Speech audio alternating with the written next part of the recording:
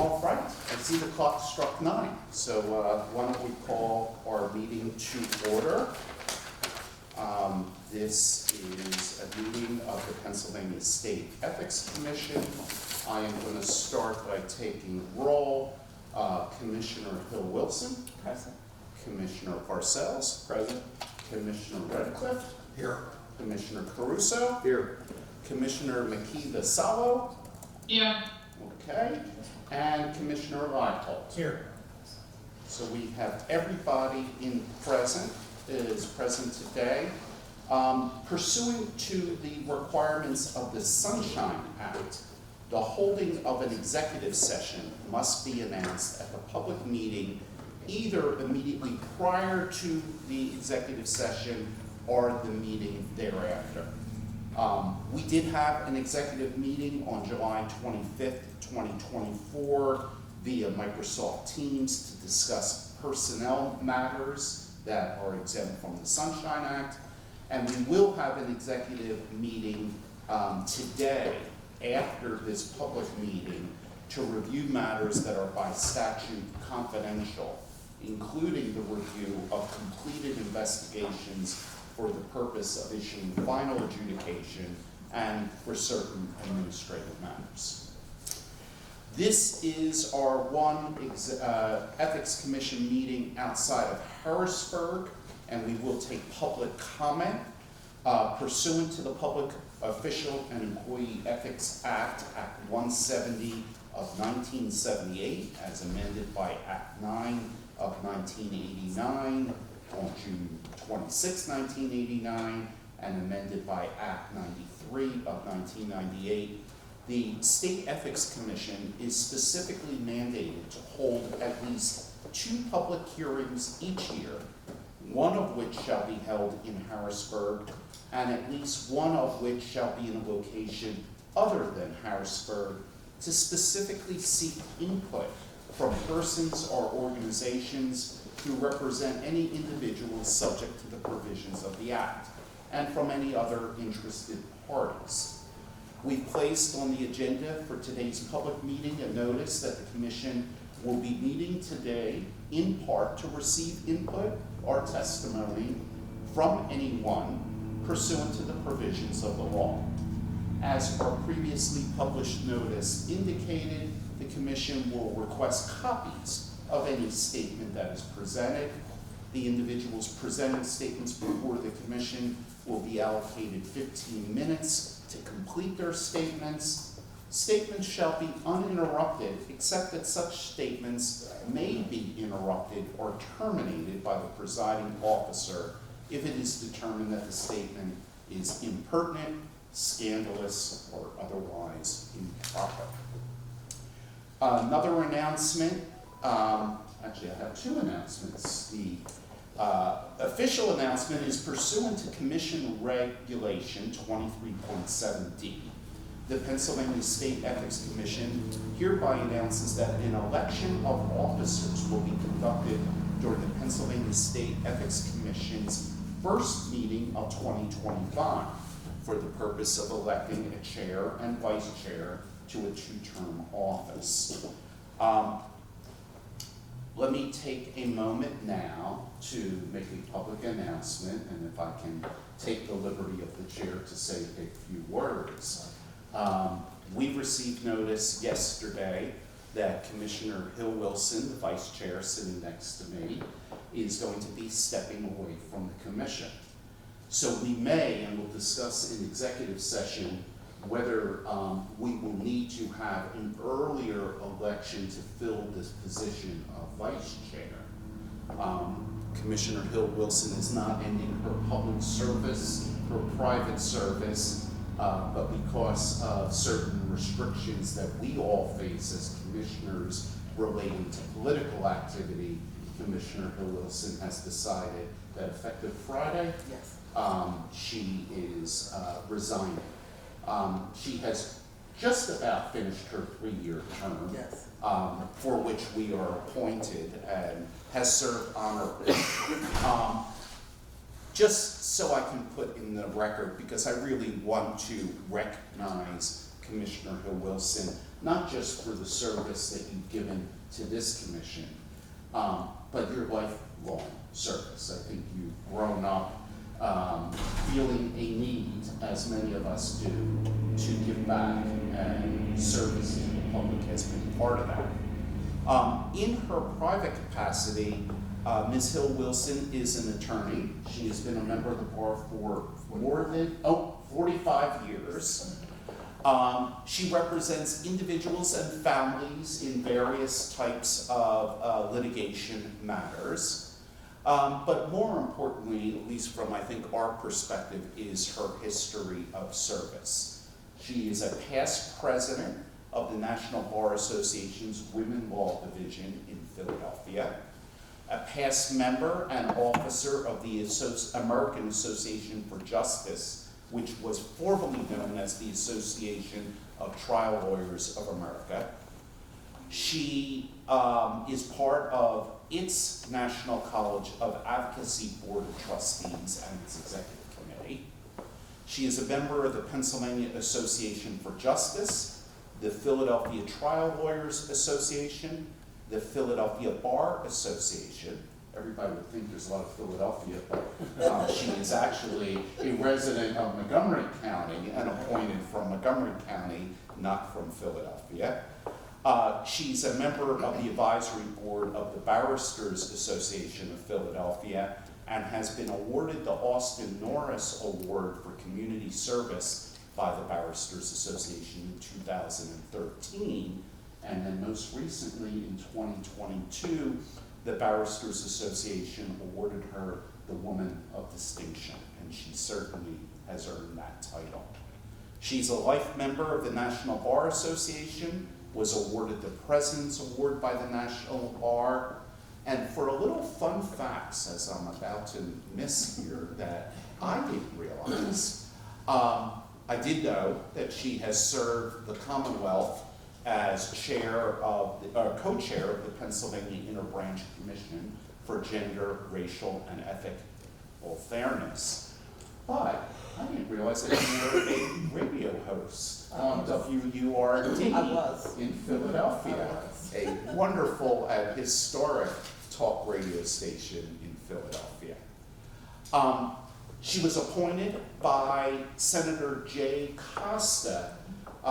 For those of the members of the public that don't know, the commission is made up of 7 members, 3 of whom are appointed by the governor, 1 of whom has to be from the opposite party of the governor, and then each of the remaining 4 people are appointed by the legislative caucuses, the House Democrats, the House Republicans, the Senate Democrats, and the Senate Republicans. And Jay Costa was your appointing authority in December of 21, so we're coming up on 3 years. You've served with energy, sincerity, and distinction. Commissioner Hill Wilson, Vice Chair, is never one not to speak her mind. I think Mom said. I think we have all benefited from everything that you have added to the commission. So with all that said, we do have a history of the commission. We didn't give us enough time beforehand, but we are going to ask that a flag be flown over the Capitol of the Commonwealth, a flag of the Commonwealth, and at some point we'd like to present that to you. But we did want to publicly acknowledge you during this meeting. So thank you. We're going to recognize someone else. We'll do that a little bit later in the agenda, but since we were having an election of officers, I am recruiting any one of our members. We don't have a system of seniority. Anyone who is interested in running for vice chair or in January for chair or vice chair, please, I encourage everybody to participate. Can I say thank you? Yes, you have. You have before. I just want to say to the commissioners, each one, and to the staff, you've done an amazing job during our tenure. We've had change and turnover, but it's been good. It's been like a river flowing downstream. And, you know, in order to be healthy and to be, you know, safe, water has to flow, right? And we've done that. So I love our flow, and I just need to step off a little bit to take care of some national important business, I believe. But the time that I've spent with you, I've made new friends, I've made new colleagues, I've learned so much, I've grown so much, and I thank you so much to the commission for allowing me to be of service to you. Thank you.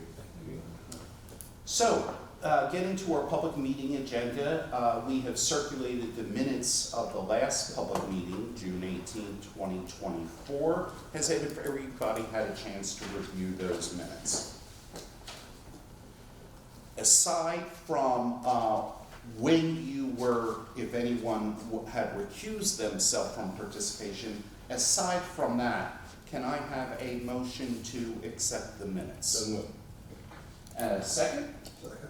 Are there any edits, changes to the minutes, again, aside from when someone had recused themselves from a particular matter? Okay, hearing none, all in favor of adopting the minutes of June 18, 2024, say aye. Aye. Mr. Chairman, I would be recusing from those matters from which that I was involved as executive director. Of course. Any opposed to adopting those minutes? Hearing none, those minutes are adopted.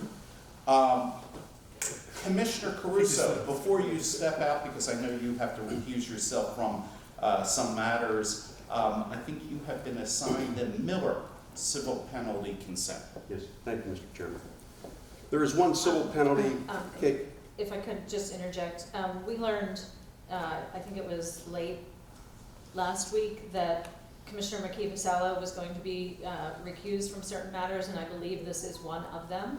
It is. Yeah, And so I would it ask, is. So- that she put on the record that she's recusing it and the reason why. Go ahead, Commissioner McKee-Vassallo. Thank you, Bridget. So my firm may or may not have a representation that is linked to this individual or the entity with which the individual is associated, and out of abundance of caution, I'm going to recuse myself. From a logistical standpoint, I'm going to log off, I guess, and then Bridget, do you want to text me or call me when I should log back on? Yes, we can, Okay. we can do that. I don't, is somebody a host to let me back in? Why don't we do this, Commissioner McKee-Vassallo? Why don't you turn off your camera, turn off your sound, leave yourself logged in, and we will text you to turn back on your camera and sound. And I think you will not be participating in any way without camera and sound. I'll even step out of the room. Thanks, guys. This way we won't have that problem. Yeah. Go ahead, Commissioner Caruso. Thank you. There is one civil penalty case with a proposed consent agreement for our consideration. The case involves respondent John Miller failed to timely file a statement of financial interest for calendar year 2022. Parties have submitted a consent agreement proposing that the commission find the respondent failed to timely file a statement of financial interest for the year stated and impose a civil penalty that I would detail in my motion. Respondent has now filed his delinquent statement of financial interest for calendar year 2022.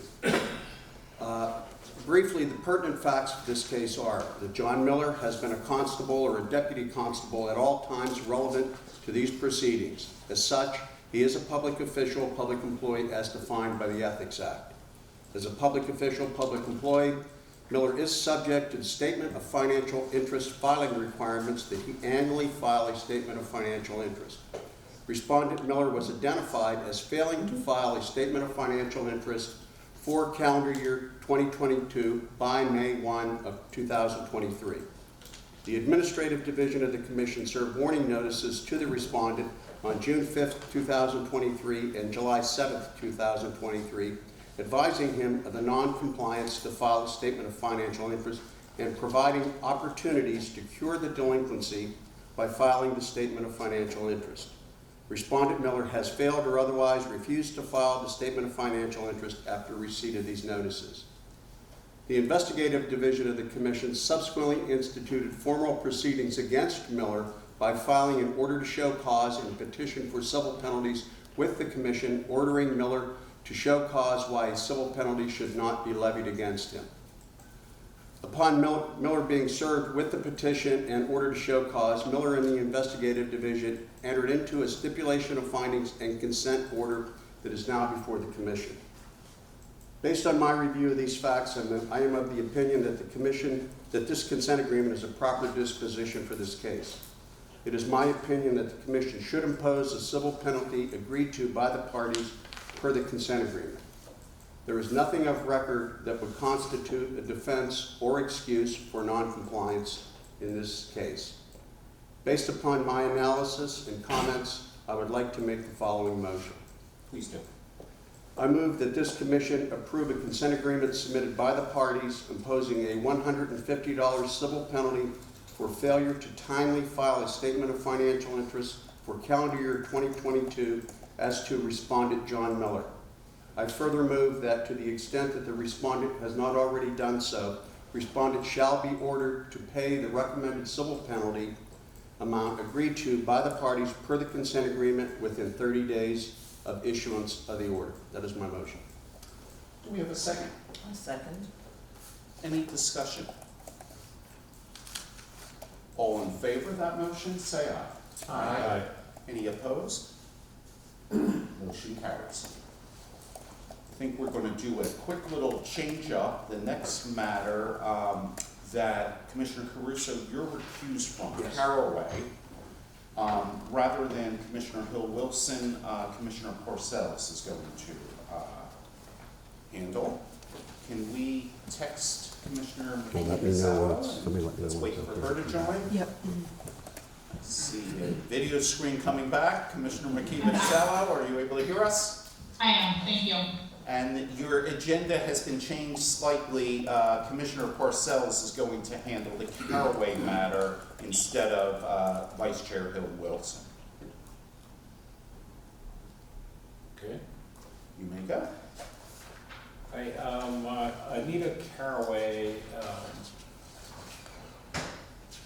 was a member of the Pennsylvania Early Learning Council. And in 2020, she did not file a statement of financial interest. I apologize, I lost my script.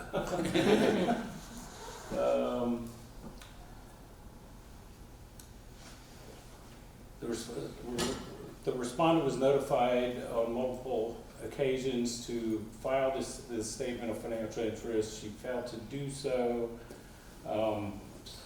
So is my opinion that the commission should levy a maximum civil penalty of $250 for the delinquent statement of financial interest.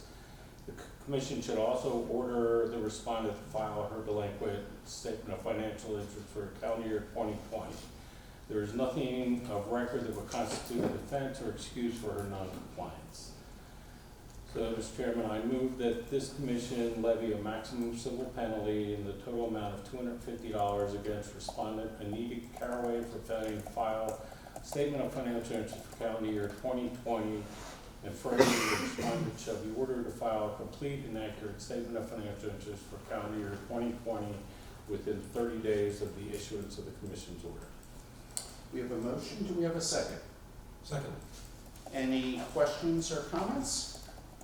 Yes. May we make some comment on this, just to fill in some background information regarding this particular advisory council? Of course, please. Thank you. Jen, would you like to handle it, or would you like?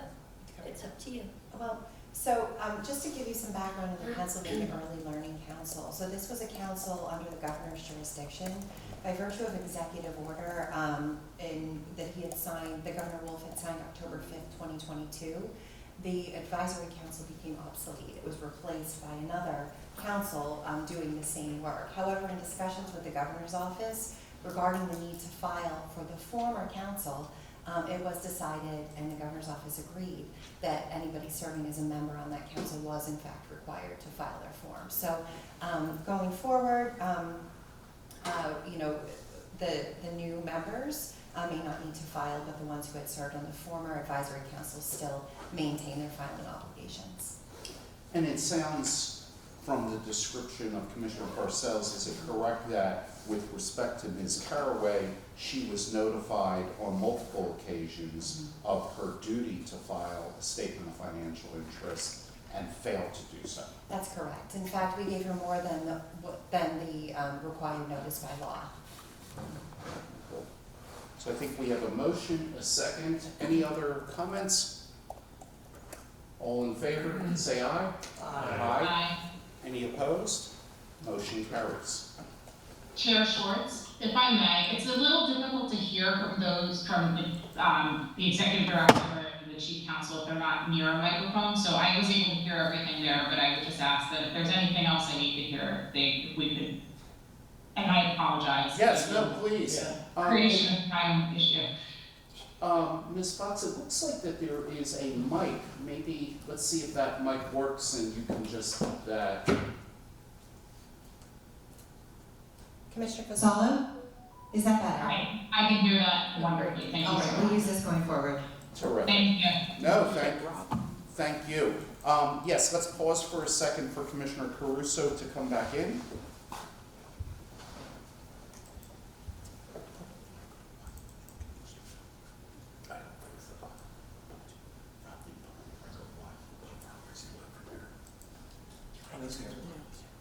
I'll just ask. Yeah. My lawyer needs to remind me. I love having a lawyer. So sure.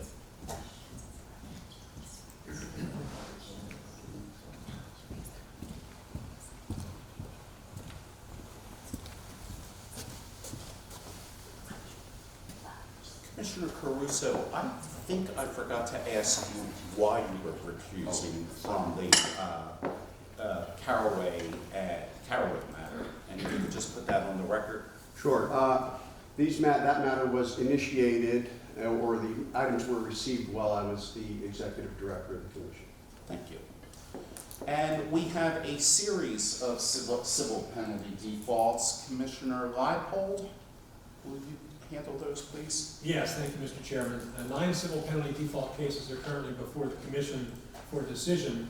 And briefly, those 9 individuals are Nate Rivera, who is a member of the Reading Redevelopment Authority, Latanya Miller, who is an income maintenance caseworker for the Department of Human Services, Ann Nauman, who is an income maintenance caseworker for the Department of Human Services, Jamal Abdallah, who is director of the City of Reading, Jennifer Stahl, who is a member of the Center County Housing Authority, Yesha Flowers, who is an income maintenance caseworker for the Department of Human Services, Nena Ezekoya, who is a program analyst for the Department of Health, Lisette Gonzalez, who is a drug and alcohol program supervisor for the Department of Drug and Alcohol Programs, and Soyamar Damon, who is an income maintenance worker for the Department of Human Services.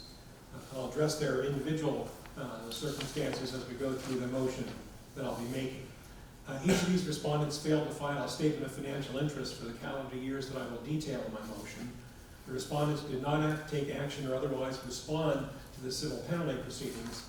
Following review, it's my opinion that each respondent, the commission should levy a maximum civil penalty for the delinquent statement of financial interests. It's my opinion that the commission should also order these respondents to file a delinquent statement of financial interests. There's nothing in the record that constitutes a defense or an excuse for their non-compliance with the requirements of the Act. And based on my analysis of the circumstances, I would make the following motion. I move that this commission levy maximum civil penalties against the respondents in the 9 civil penalty default cases as follows. For the first case, I move that this commission levy a maximum civil penalty in the amount of $250 against Jamal Abdallah for failure to file a statement of financial interest for calendar year 2020. For the following 3 cases, I move that the commission levy a maximum civil penalty in the total amount of $250 each against the following respondents for failure to file a statement of financial interest for calendar year 2021. They are Nate Rivera, Latanya Miller, and Ann Nauman. For the remaining 5 cases, I move that the commission levy a maximum civil penalty in the amount of $250 against each of the following respondents for failing to file the statement of financial interest for calendar year 2022. They are Jennifer Stahl, Yesha Flowers, Nena Ezekoya, Lisette Gonzalez, and Sawyamar Damon. Further, those respondents should each be ordered to file complete and accurate statements of financial interest for the year stated within 30 days of issuance of the Commission's order. And I move that the Commission approve the recommended penalties. Do we have a second for that motion? Second. I just have a question, not that any failure to file a statement of financial interest is excusable, but I see one of the listed cases involves a director of the city of Reading, and that was for 2020. Do we know, is that person still the director, and have they filed for 21, 22, 23? I do not know. I know at the time that that person was a director, and they are not a former public official. As for the later years, I don't have that information. That's fine. I would just ask, you know, especially at high level, and I know we do this as a matter of routine when we find delinquencies, but we want to encourage compliance with the statement of financial interest requirements. Clearly, we have defaults here. That one struck me going back to the year 2020, which would have been due in May of 21. It appears as though from the document itself, the draft order, that this individual served until December 8th of 2021. So I don't believe that they may or may not be a current member, but it looks like when the information was provided that they were no longer a member at that point. So they still though would have had a filing requirement for the year 2021 in addition to this default of 2020. Correct. If we could just look into that I'm and gonna see that. report back to the Sure, we're commission. happy to do it. And to give you some additional information, the investigative division and administrative division keeps an eye on where there's issues with filing. These filings are extremely important. We estimate there's about 160,000 filers in the Commonwealth of Pennsylvania every year. Of course, we don't know exactly a number because folks they're required to file out in their local municipalities, but that's our estimation. And so when it comes to the attention of the investigative division or the administrative division that there are deficiencies or delinquencies in filing, we follow the civil penalty process that we've outlined today on some of these other cases. When we see patterns, for example, we've seen patterns where there's been a number of non-filers and deficient filers in the Reading area. We've recently started reaching out to these municipalities to affirmatively offer training. And actually, we try to get out there during filing season. We like to bring copies of the forms and we sit down with them and we walk them through how to file so that it's done right, and it's done on time. And we also loop in a quick ethics refresher as well. We did actually reach out to the folks at Reading. We made a number of efforts to reach out and schedule this, offered to come out in January of this past year, but they didn't bite on our request. So we'll continue to try to do that, but we do think that there's an opportunity there for people to better understand their filing obligations and reduce the necessity that we're coming to you on these civil penalty proceedings. Thank you. Mm-hmm. Any other questions or comments? I Yes. have one, Mr. Chair. So I also see here when we talk about patterns, we have 4 individuals from the Department of Human Services, each of whom are in income maintenance caseworker positions, which I understand is maybe not the highest ranking position. However, it seems like there may also be an opportunity for training, onboarding for those individuals. So I would just ask that we look at that as well, because I can imagine that these individuals are maybe less aware of the filing requirements, or there's an opportunity to make them more aware. Sure, we're happy to do that. And so everyone under the executive branch, they are actually required to file through a separate platform that's run through the Pennsylvania Office of Administration. And they typically are also required to file a governor's code of conduct, which is a similar but different form to our statement of financial interest form. They receive automated notices that are sent to their email addresses. Those are routed through an HR, somebody in their HR department, as well as their legal, before they're ultimately considered filed. I think what we've looked at with regard to this particular issue, because this has come up in the past, is that these income maintenance caseworkers have quite a bit of turnover in terms of their positions. And we see them as current, and we find out that they haven't filed. And in the interim, they've left. So they've actually become formers. And then it's a lot more difficult to track them down. I've also had conversations with the Office of General Counsel, the attorneys there, because we've noticed this issue coming up. We received assurances that when at least high-level public officials and public employees are leaving, that they are in fact counseled about their obligation to file for the subsequent calendar year. These are lower level. I'm not sure that that's happening. It doesn't seem that it's happening. But we will continue to work with Department of Human Services because we really do see a pattern with this particular position. Thank you. Commissioner Reddick? Along that line, knowing how many municipalities we have in the Commonwealth, would it be wonderful if we would reach out to all of the associations and offer them to be part of their annual statewide meetings every year, whenever they gather, whether it's the township supervisors, the county commissioners, and do we do anything like that? We do. We're the plenary speaker for Pennsylvania Municipal Authorities For all of them? Association. Yep, that'll be in a few weeks. Okay. We also do it with Pennsylvania State Association of Township Supervisors. The boroughs? Yes, I recently spoke for the Boroughs Association. We do cover the statements of financial interest filing requirements as part of that standard training. One entity we haven't taught at recently is the County Commissioners Association. And I can refresh my outreach to them, but we'll definitely do that and see if we can get on. I know we've trained for them in the past, just not recently. If there's other entities, associations that we aren't thinking of, that we don't maybe know about, we're happy to reach out to them. Jen's teaching for the coroner, Pennsylvania State Association of Coroners in a few weeks.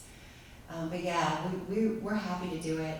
We will drive or get on Teams or whatever they need in order to get this information It just seems like it shared. would be a better use of our time to go to the dozen or so annual conferences like that, statewide conferences, versus the thousands of municipal government entities that we'll never be able to get to. As the person that drives, I would agree with you.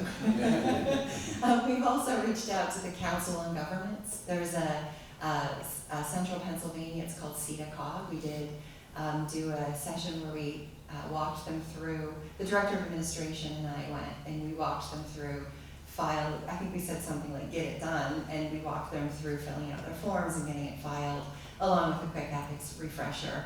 And we thought maybe the Council on Governments would be a good place to pull in a lot of local governmental bodies, especially in locations where maybe they don't get a lot of opportunity like this. We're working with the Council of Governments in the Erie area and hoping to be able to go up there and do something similar for them. But we're certainly open to other ideas, other organizations, and yeah, the more people I think we can train on this, the better. Right. Good. Thanks. So I think we have a motion and a second for 9 civil default penalties. Are we ready to vote? All in favor, say aye. Aye. Any opposed? Motion carries. Thank you. So we are now on our administrative matters. Ms. Fox? Thank you, Chair Schwartz. So as reflected in the meeting minutes, or in the meeting materials, we are at the point where we need to schedule our regular meetings for the 2025 calendar year. What we have done in the past 2 years is we have pre-scheduled 4 meetings. One of those meetings was an out-of-town meeting to meet our statutory requirements. 2 of the meetings that we scheduled were the public. Of course, the public is always welcome to attend our public meetings, but our statute requires that we hold these public meetings, and so 2 of them are specially designated to seek public input. On the memorandum that we have included along with the meeting materials for you, We laid out a number of dates that we thought might work well for the 4 meetings for next year, as well as some proposals for locations for the out-of-town meeting. Those are just ideas that staff has come up with. We certainly love to hear other ideas that the commissioners might have to hold those, for locations to hold those meetings. But we would like to talk through with you, after you are able to consult with your calendars, maybe which of these dates will not work, and then we can proceed to schedule the meetings for next year. So if we can start with meeting number 1, are you first ready to discuss this? Are all of you ready to discuss these dates? Okay, great. So the first meeting number 1, we are proposing that it be held in Harrisburg on January 7th, January 8th, January 9th, or January 15th. This would effectively be also our reorganization meeting for the year, and also we would be voting to elect our officer positions at this meeting, as well as a few other biennial requirements. Any conflicts that anyone has on any of those dates?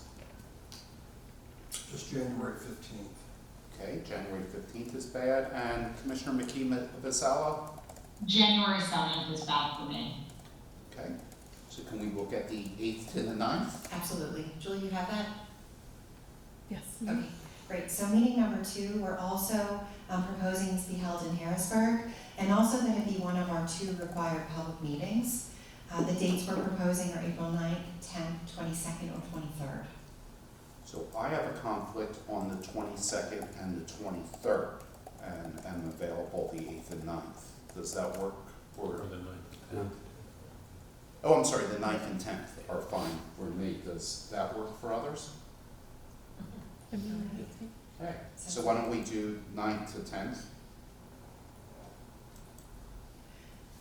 Sounds good. Meeting number 3, we're also proposing it be held in Harrisburg on June 24th, June 25th, July 23rd, and July 24th. And I have a request of the commissioners with regard to these dates. If possible, I would prefer that the meeting be held in July. And the reason for that is by July, we usually, knock on wood, but we usually know our budget for the subsequent fiscal year. As I'm going to discuss later on, the AFSCME union agreements have scheduled pay increases for staff, and I plan to come back to the commission and request those for our staff. What's happened in this past fiscal year is because we didn't know our budget by our June meeting, I was unable to request them for staff, and now we're a little bit behind in terms of my request. So if possible, if we could hold our meeting in July, that would allow me to have certainty about our budget and then make that request without a large gap for our staff. Okay. Does the July 23rd, 24th work for everybody? Yes. Okay. Thank you. And then the 4th meeting of the year, we're proposing that this be our required out-of-town meeting.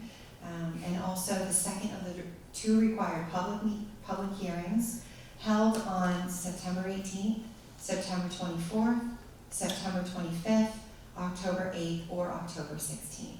And we also have some proposed locations of, we suggested Gettysburg and Valley Forge. We did a little research. They have some hearing rooms at some of the national park facilities that might be interesting to use. We also proposed King of Prussia because it's convenient, and also Seven Springs was a location we haven't been in a while that we thought could be good. The 23rd, 24th, 25th of September are the Jewish holidays. Okay. So if we could eliminate Absolutely. those. That's okay. We have plenty of options here. Are there any other dates that are bad for anyone else? I am unavailable October 7th through October 8th. You're not available those 2 days, is that right? Yeah, yes. So do we want to do mid-September or mid-October? I would prefer mid-September, but that's just me. Okay, mid-September. The leaves are I think I would changing. concur with that. The air is cool. We are here in mid-September, so that sounds good. And do you have a recommendation as to where you think would be best for the out-of-town meeting? I do. I think the Gettysburg would be a good location. It's not a place that we've been before. I think that there's some interesting facilities that we could use. I'd like to explore holding it in Gettysburg. Of course, all of these dates and locations are somewhat tentative because we need to make sure that we can get the facilities. But I would recommend that we give a try to Gettysburg. I think it would be a nice difference and a place we haven't been. Everybody comfortable with that? And why don't you report back? Obviously, if we can't or the cost is too high, then we can explore another option. But let's look at September 17th and 18th in Gettysburg. Sounds good. Thank you. Okay.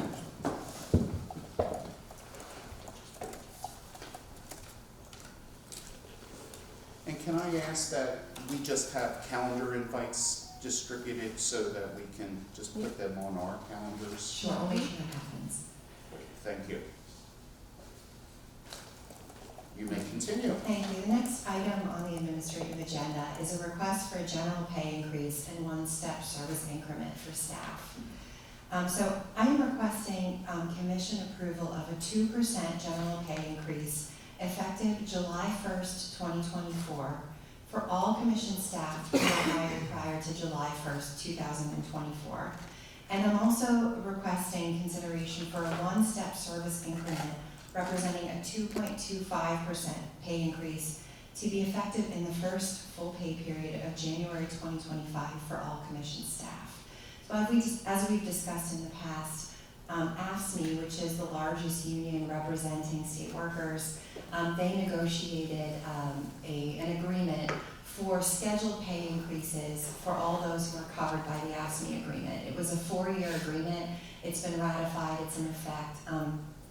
We have historically tried to give those same pay increases to our own staff because of cost increases with regard to health insurance as well as cost of living increases.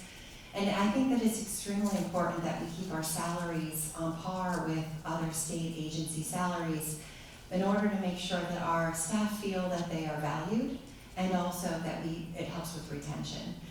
With regard to the 2% general pay increase, the way that works is all of the staff that are on the general pay schedule, they just publish a new pay schedule that effectively imposes that 2% pay increase. So the staff would stay at the same step on the pay scale, just would be replaced by a new pay scale, effectuating that 2% increase.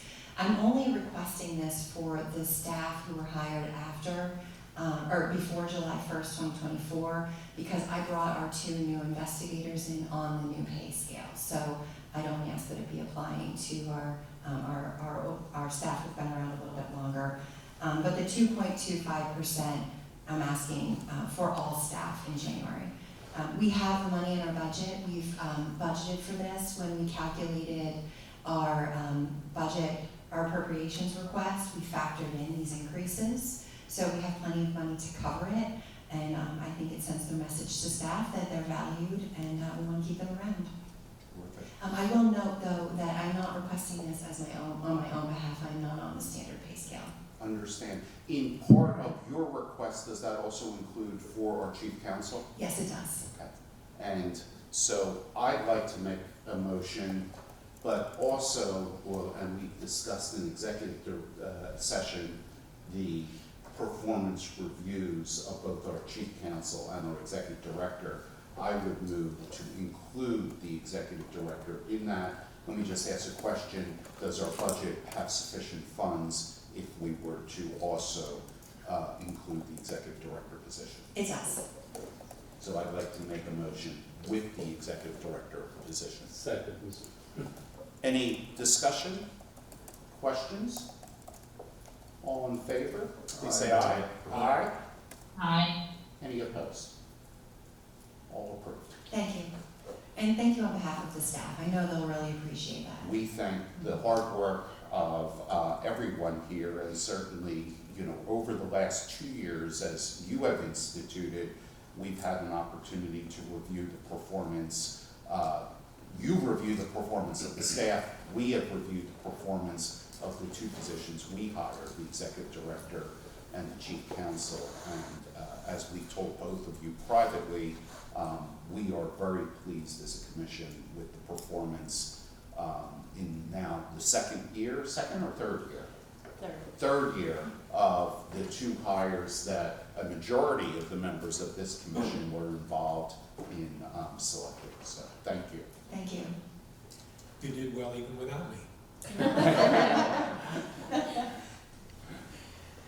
All right, moving on to our operational report. So as I've begun to do for all of the commission meetings, I'm providing an operational report about what's going on with staff and internally at the commission. As I stated before, we are always happy to provide additional information to the commissioners about what's going on. I've pretty much guessed about what I thought you might like to see. So let us know if there's anything that you're curious about that you're not seeing in these operational reports, and we'll be certain to include them. So the first item is our budget for fiscal year 24-25. The commission was appropriated $3.73 million for fiscal year 24-25, thanks in large part to the assistance of the commissioners who came along with me on budget meetings, so I thank you for your help. Rebudget was submitted and it was approved. As of July 31st, 2024, I've laid out below the status of our fiscal year 2024-25 expenditures. You'll see that we are projecting an available balance at the end of this fiscal year of $266,774. Of course, that number always fluctuates depending upon operational expenses, personnel changes. So we just project this out for what it's going to look like at the end of the fiscal year, but of course that changes regularly. We also received approval to waive unused fiscal year 2023-24 funds from LAPS, and the balance of those waiver funds as of July 31st. We're a little bit behind with these numbers because we wait until the month is over and need a little bit of time to calculate and make sure or verify their accuracy. But the waiver funds was $225,501.71. So that was unused money from the prior year.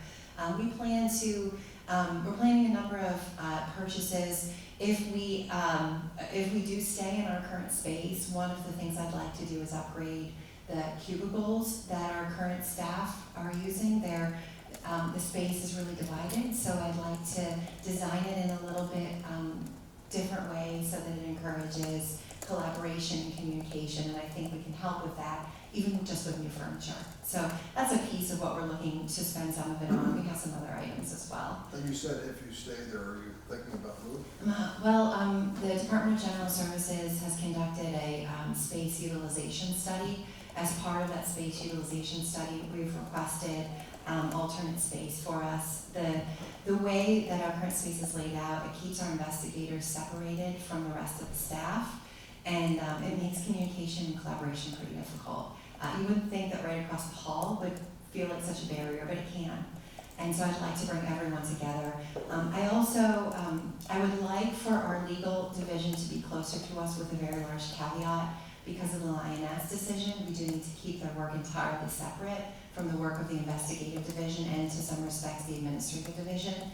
And so we have already made our request to the Department of General Services that if in fact they were to find this alternate space, that legal would have their separate designated space independent from the investigative and administrative divisions. I do know that they're working on a capital plan to remodel the finance building, so at some point we're going to get kicked out anyway, so they're going to have to find us different space. We also have a continuing appropriation budget, and that currently stands at $176,852.27. We see that as our rainy day fund. My former executive director was able to establish that fund. We're hanging on to it just in case we need it, but I have no intentions to touch that. We'll hang on to that money. All right, any questions about the budget and finances? Okay, so we have conducted, as we've discussed, we've conducted some pretty significant external training. This is training for anybody and everybody that wants it out in the community about the Ethics Act. We're on track to do 32 trainings this year, both in person and virtual. Some of the bigger ones we're doing, Bridget and I have been invited by the Office of General council to teach a session on ethics, the Ethics Act. That's on Friday of this week, Friday morning. And we're expecting about 500 attorneys to attend that. So we're going to spread the message loud and wide through that. We're training all of the Department of Auditor General staff. Jen is handling the training for the Pennsylvania State Coroners Association, so that's going to touch about 150, we're estimating, coroners or deputy coroners. I'm teaching at Pennsylvania Municipal Authorities Association, their general session, and we taught all of the Pennsylvania Human Relations Commission staff, and that was quite a few people as well, and they're returning the favor and they're doing training for our staff in December. So we're working with our sister agencies that way.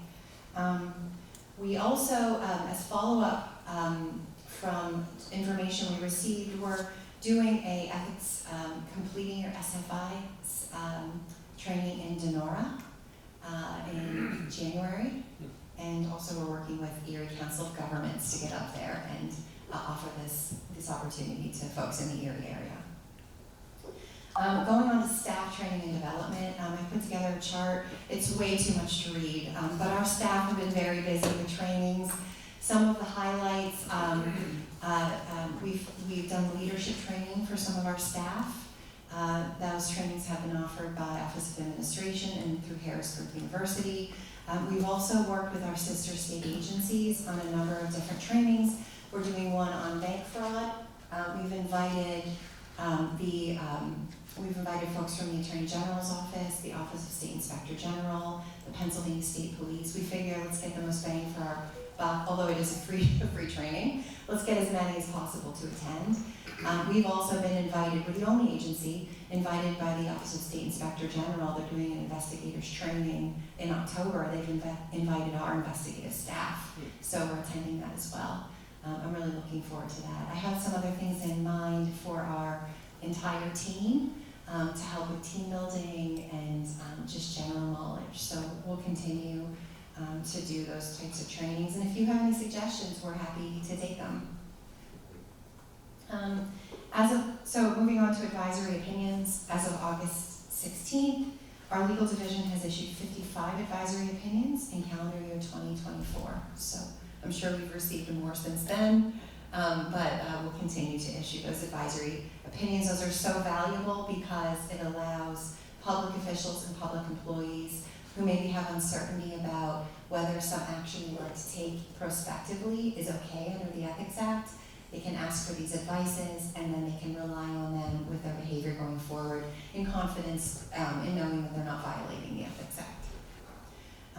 Our staffing, so as of August 23rd, 2024, we have one vacancy as a result of Jeff Frankenberger's departure. We are currently in the process of interviewing attorneys. We're filling the position hopefully as an attorney too. We received 8 resumes. We did interviews of 4 candidates. We have a couple second interviews coming up in a few weeks. We have a diverse panel from our commission staff sitting in on those, but hoping that we'll be able to bring somebody in by the end of the year to fill that attorney position. We also have hired recently 2 new investigators, Peter Shepard and Nicholas Hahn. They have both been really eager to get started. They've been on board for about a month. I'm really happy to have them on board. Nick is a former Army Ranger. He's currently at the Civil Investigators Training Program offered by the OIG and the AG's office. So that's a 4-week program for new investigators to bring them up to speed. Peter is a former detective and polygraph examiner with the Ephrata Police Department. He has a lot of experience, and he's just really hit the ground running. Happy to have him on board. Our website, we've made some additional upgrades to our website. We've actually been kind of forced into it, but I think it's going to be a really great upgrade. It's sort of reconfiguring the access to our information on the website. Sean Firestein has been working with the consultant hired by Office of Administration to do that, and we'll keep you updated as things shift and change with regard to the website. I think we're supposed to go live with it by the end of this year. And then a couple other items. We're upgrading our telephone system. We are moving towards Teams, which makes it easier for staff to communicate both internally and externally. So there's been a lot of happiness about that. with staff. And then 2 items that we didn't identify on the memo that I submitted because they're so recent. Last week, I received outreach from an intern from Senator Costa's office. They are looking to maybe explore making some legislative changes to the Ethics Act. We had previously provided comments to them, it's been a number of years, but previously provided comments to them about things that the commission would like to see changed in the Ethics Act. After reviewing it, I think that for the most part, we would still, at least from staff perspective, we would still be interested in pursuing those changes. I think there's additional ones. We're really at the very, very beginning stages of this. We haven't even met yet, but we will. Before we make any suggestions from a staff perspective, we'll be sure to consult with the commissioners because really I think you guys are the ones who should be driving those requests. So just wanted to update you on that. And Bridget has one other operational item. Absolutely. Last week when I was talking to Commissioner Caruso, he had mentioned an article that he had seen. I will attribute it due to his love of a certain baseball team out of St. Louis. But while reviewing that newspaper, he came across this case, and in looking at it, I thought it was of interest to bring it to everyone's attention. In that case, it involves the Missouri voters in 2018 enacted an amendment to their constitution which prohibited any member of the General Assembly from doing any lobbying paid or registered as a lobbyist, or to solicit a prospective employers to represent as a paid lobbyist for 2 calendar years from the conclusion of the term that they were serving. A former legislator, a company that wanted to hire him, and a current General Assembly employee, not a legislator, but an employee of the General Assembly, filed this lawsuit seeking to show that this particular provision was unconstitutional as applied to them. And the court, as it went up through, it ended up in the 8th Circuit, and the Circuit Court concluded that as applied to these 3 individuals, that this, what resembles a revolving door statute, very similar to ours, is unconstitutional as applied to those 3 individuals because it was not narrowly tailored to advance a specific purpose. And they, in terms of the narrowly tailored portion of it, they spoke to the fact that they should have looked to lesser timeframes, which I think bodes well for ours. They actually cited not our state, but another state that did in fact have a 1 year, and why didn't they consider a 1 year or a 6-month revolving door provision instead? And the other thing was, in terms of the purpose of it, they were unable to show, the Ethics Commission representatives from Missouri were unable to show that the reason behind it was some sort of, what do I want to say, backdoor dealing between former legislators acting as lobbyists and the current legislature. They were not able to cite one case of that happening. They relied solely on a study that they hired somebody to conduct, and the court found that that was insufficient to show that the purpose for which this was enacted was actually occurring, or had occurred. So the court struck it down as to these 3 individuals that this provision was unconstitutional as applied. I think it's worth noting, and I'm glad that Commissioner Caruso brought it to our attention, that we all have, most states have very similar provisions when it comes to public employees and public officials. So I think it's something to keep an eye on should someone, try to challenge ours, our statute on a similar basis. Granted, ours has been in effect for a very long time. Theirs has only been in for a couple of years, but, I think ours would probably withstand an argument based upon the length of time and the purpose for which it was enacted. Thank you. So just some interesting reading for when you have time. Very And I did provide a copy to Commissioner McKee-Vassallo as well. And I assume if there was a challenge to our statute, the Attorney General's office would be the entity supporting the statute in the courts. I believe that the Attorney General's office would be representing our interests if that should happen, which hopefully it will not. Okay. I think I have the next item on the agenda as well. Just a quick regulation update. I am currently drafting the changes that have been proposed by the committee of Chair Schwartz and Commissioner Caruso, as well as the legal staff and the investigative staff. Shortly after our meeting in June, when we had a very nice attendance at the meeting by members of the caucuses from the different parties, I was contacted and asked if I would be interested in meeting with all of them. And of course I agreed, and of course I took Mary with me.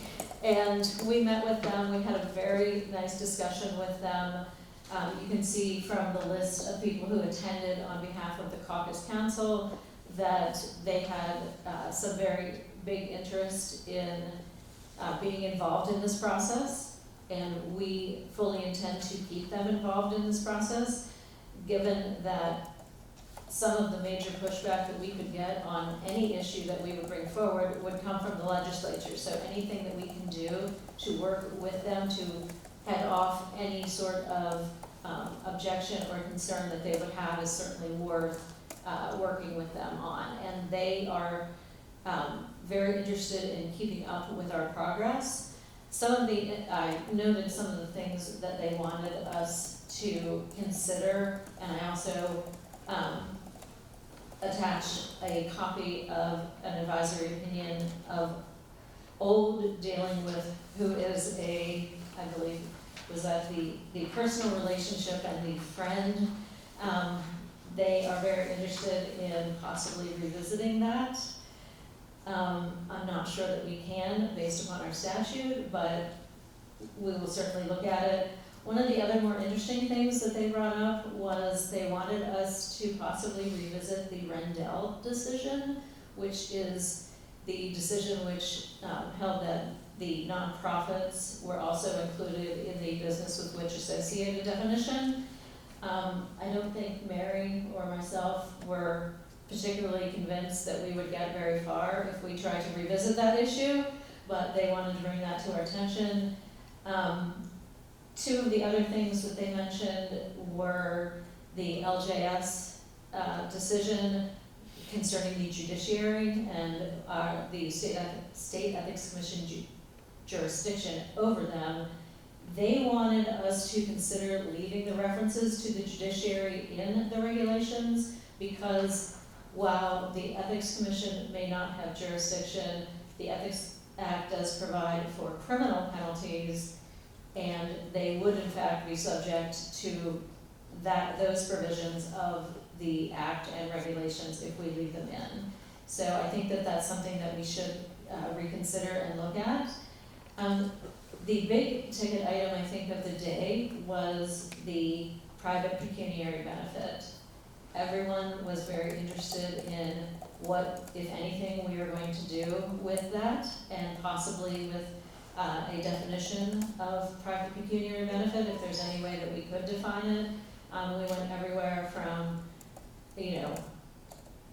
what does the word private mean? And talking about whether, if it's a governmental entity and the benefit flows to the governmental entity, is it a private pecuniary benefit to the public official or the public employee? Some of the other things they talked about, that they often have members of their caucus or their, the General Assembly that are in uncompensated positions at nonprofit entities, and they wanted to know is that considered a private pecuniary benefit? And lastly, of course, they strongly discourage that we do anything with the de minimis definition, for the simple fact that I don't think anyone wanted to put a monetary value on it. And of course, they reminded us that that would of course take away your discretion in deciding what would in fact be considered de minimis if we do in fact put a dollar amount on it. And I don't think from any of our discussions that that was something that we were even going to consider, putting a specific dollar amount on it. So when we ended this meeting, I advised them that as soon as the draft was prepared, it would be provided to them as well for their comments. And they, again, intend to be very involved, and we intend to keep them very involved as well. So having all of these folks involved with this process is only a benefit to us. Thank you. Are we also keeping up a dialogue with the Governor's Office of General Counsel on our amendments? Not as much, I would say, because they are not in, technically, I don't believe they are involved in our process because of our independent status. We could certainly involve, they have at least 2 of their deputy general counsels are considered their ethics liaisons. And in fact, Mary and I have been working with both of them on our presentation on Friday. We could certainly get both of them involved, and I think that they would be happy to offer some comments because they do tend to have a lot of, I receive a lot of phone calls from their office on specific questions. So I think, yes, that's a very good idea, and I would be happy to get them involved in the process. Any questions, thoughts? Just one. Knowing many of the folks that you've been meeting with, it's quite a diverse group. The items that that you've shared with us, are these the items that they've all coalesced around, that they all kind of agree on? No. Okay, no, great. I didn't think so, but I just wanted to be clear on that. Matter of fact, if I recall correctly, most of one side of the table was one particular side, and the remainder was on, yes, no, they agreed on a lot of things, but not, Okay. There was a very respectful disagreement. yes. All right. Just be careful poking the dog over Thank you.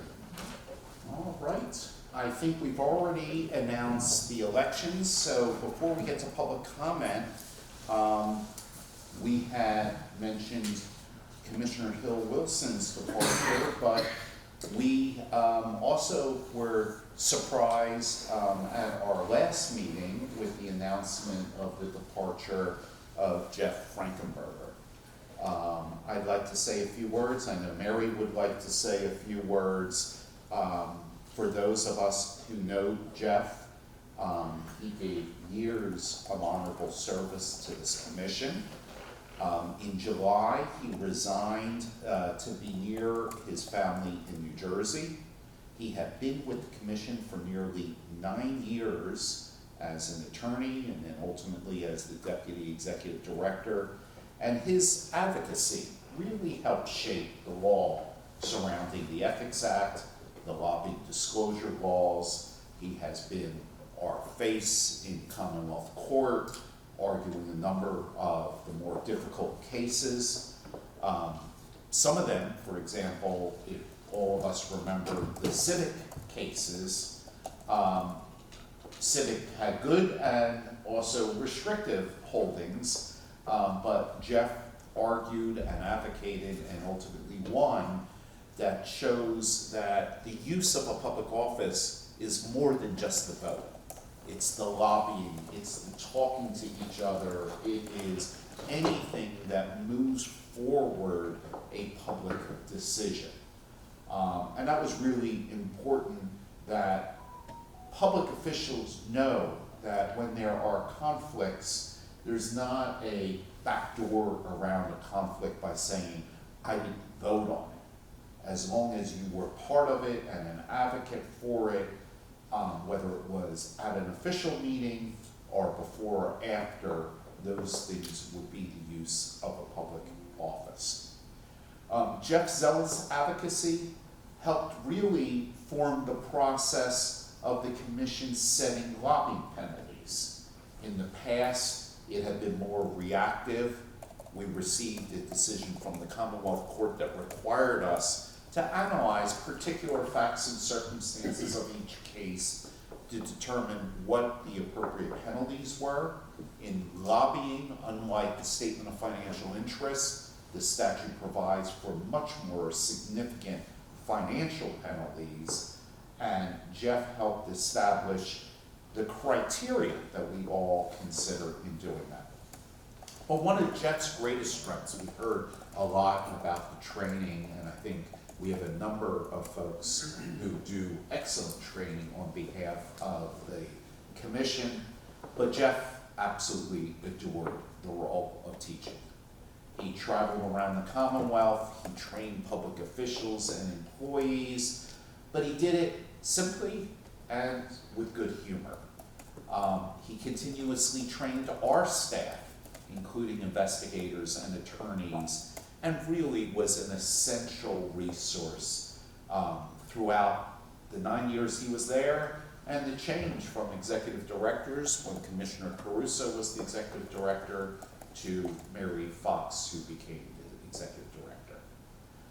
His intelligence and humor were on display every single day, and he cared deeply about our mission, and he kept public trust at the forefront of the work that he did for the commission. As most of you remember, every brief that we received from Jeff started with the reminder, and certainly Jen has carried it on, that public office is a public trust. And any attempt by any public official or employee to gain financial gain from that public office is a violation of that trust. I think a point that we all take incredibly serious. So with that, Mary, I know you work very, very closely with Jeff.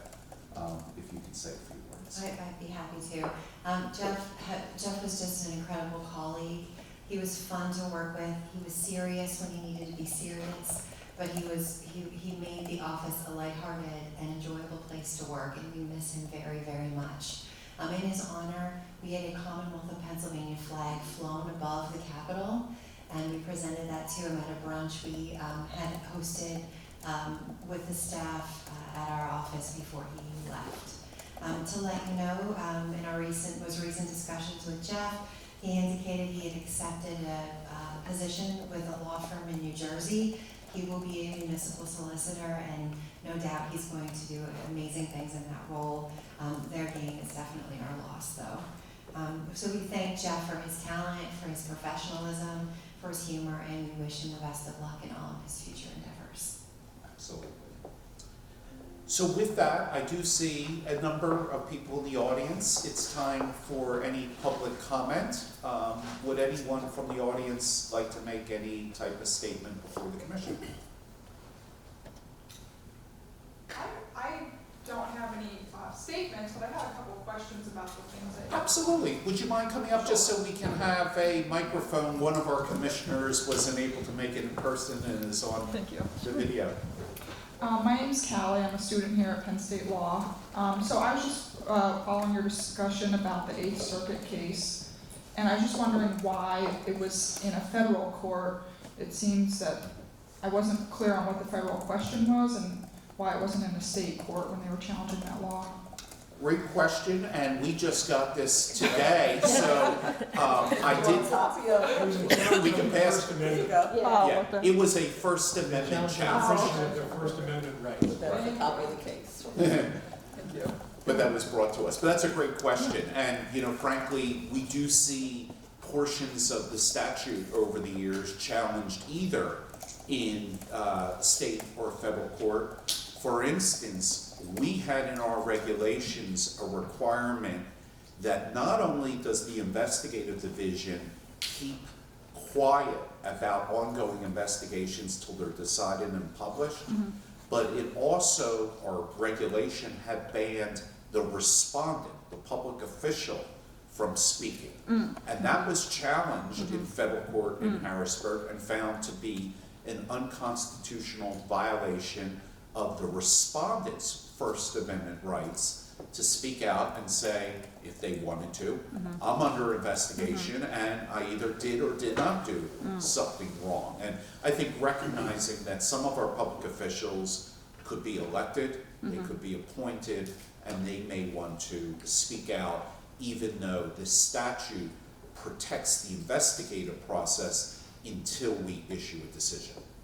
Okay, yeah, that's much more clear to me now. And just one other question I had.